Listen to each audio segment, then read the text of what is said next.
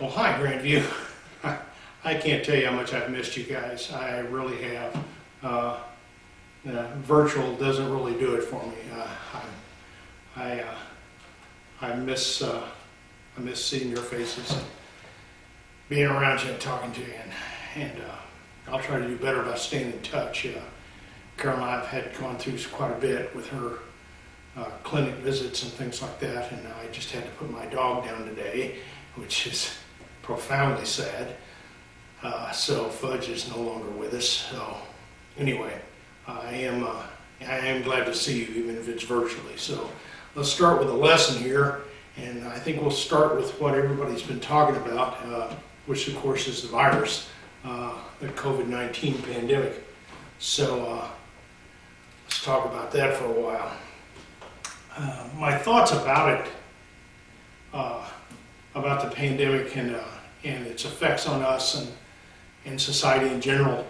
I wondered if you would treat the virus like a sin. What would you do to avoid it? If you think of the virus as a sin, would you try to avoid it? You can't reason with it. You can't negotiate with it. You can't threaten it with a gun. It does not care. It does not care about you. Wearing a mask, social distancing is not mandated by the government. It's mandated by the virus. It responds to precautions and common sense. And hopefully that's what will make this go away. So we're going to respond with prayer and faith in God and hopefully patience. And that's what our lesson is about today, is patience, which seems to be in short supply these days, and I can understand why. Turn to Matthew. Turn to Matthew, the 18th chapter, starting with verse 26. Matthew, the 18th chapter, verse 26. The servant therefore fell down and worshipped him, saying, Lord, have patience with me, and I will pay thee all. Lord, have patience with me, and I will pay thee all. And that would be paid back to us in abundance by the Lord if we have faith in God. Going over to Romans, the 5th chapter. Romans, the 5th chapter.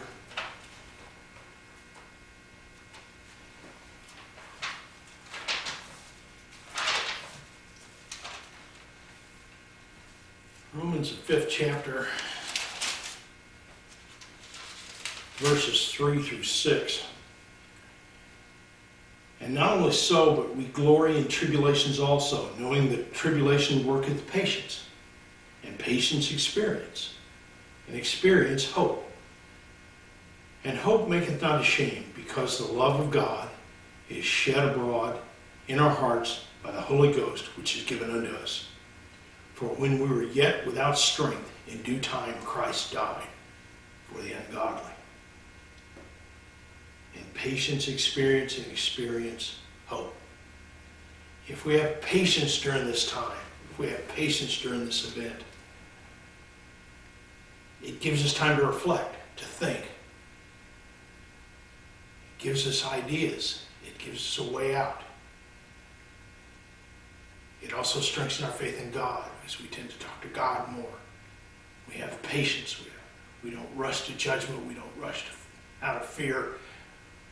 We stop, we think, we have faith in God, and we know that God is with us.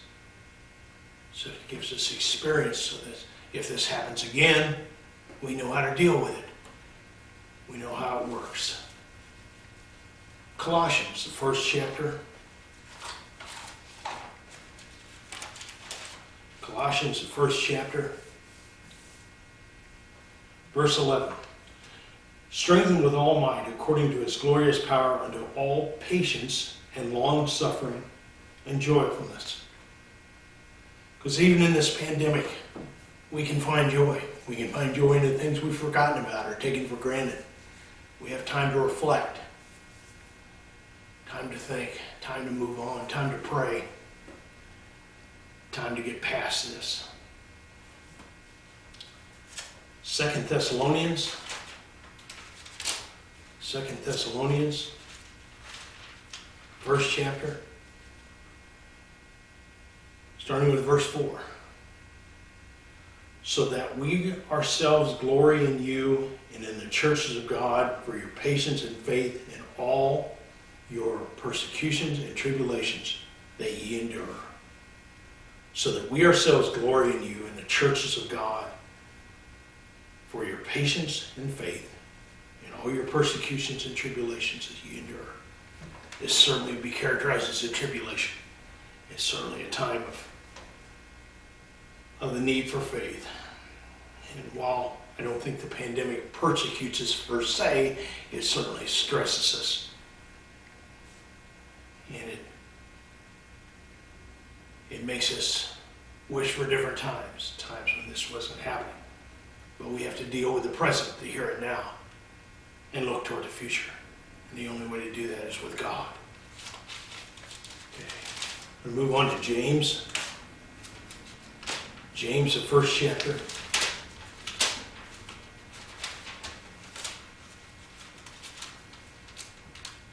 James, the first chapter, verse 4. But let patience have her perfect work, that ye may be perfect and entire, wanting nothing. Wanting nothing. Sometimes during this pandemic, we think of what we are sacrificing. Can't be with loved ones, can't attend events, can't even hug people that we hold near and dear. Certainly find out with Maxine, the last time we visited, we had to be outside, separated by a window, a pane of glass. And I put my hand to the glass and she put her hand to the glass on the inside. It seemed lacking somehow, but it's what we need to endure. Those are things we need to get past. Those are things we need to deal with in order to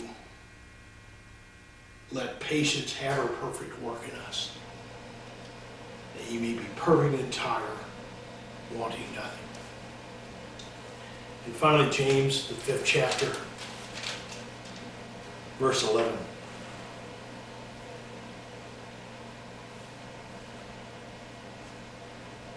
For the sun is no sooner risen with burning heat, but it withereth the grass, and the flower therefore falleth, and the grace of the fashion of it perisheth.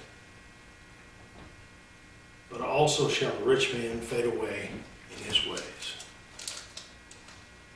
I'm sorry, that's the wrong verse. I apologize. Let me go on to the right verse. That was the wrong chapter. Let's do this again.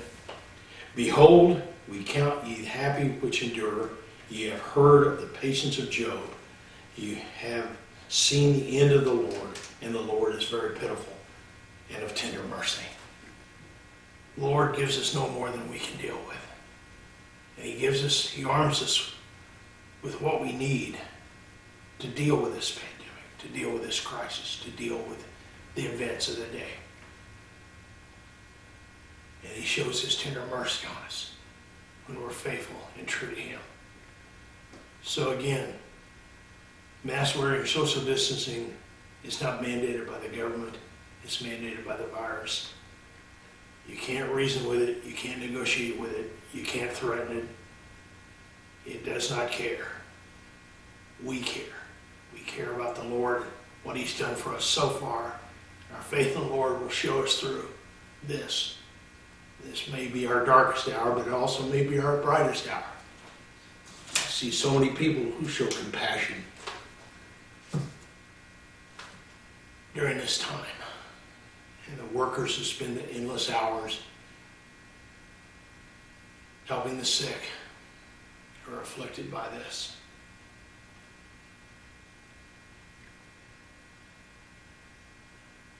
So the world is full of lies and lust and waste, laziness, envy, anger, and sin. But what God has in store for us is truth, love, sacrifice, hard work, thankfulness, forgiveness, and salvation. That's what we have to look forward to. And that's what we have as long as we have God in our hearts and in our minds. So that's the end of lesson number 1.